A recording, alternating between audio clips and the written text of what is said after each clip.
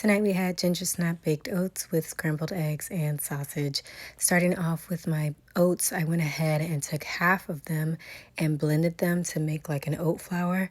And then I put those in a bowl. And to that, I added some whole rolled oats. I added baking powder, baking soda, and salt, some cinnamon, clove, and ginger powder.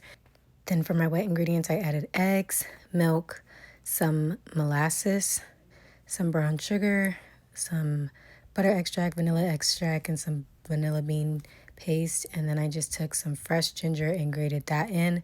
And then I just stirred that around until it was fully incorporated. Then I went ahead and got a little bit of butter and put that in that same measuring cup. And I melted that and added that to the wet ingredients.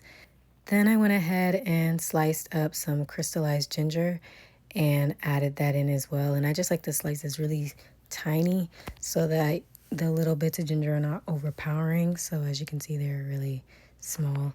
Then I just add the dry ingredients to the wet ingredients and I just mix that in. And then I add in the ginger last and then I just stir that in.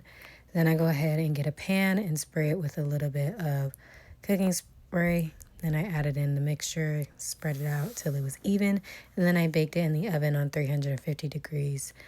And I went ahead and got my pan and got a couple of these little sausage patties and then just arranged them in there nice and even and neat. And then I just flipped them over. And then once they're all brown on one side, I flip them again. And then once they're completely, brown, I go ahead and remove them from the pan. Check on the oats and then go ahead and start cracking my eggs for my scrambled eggs. And then of course I'm just going to go ahead and add a little bit of milk, season that with some everything seasoning, and then add some cheese in there. And I just mixed it up really well. And then to a pan I added some butter.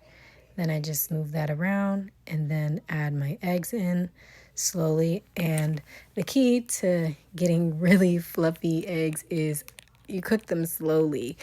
You want to keep moving them around, but making sure that they're cooking slowly. And then once they're about 90% done, you're going to go ahead and cut the heat and let the residual heat finish cooking the eggs so that they're not overcooked. And then by this time, my oats were done. And then I plated it up, and there you have it. Hope you guys enjoy. If you try it, let me know.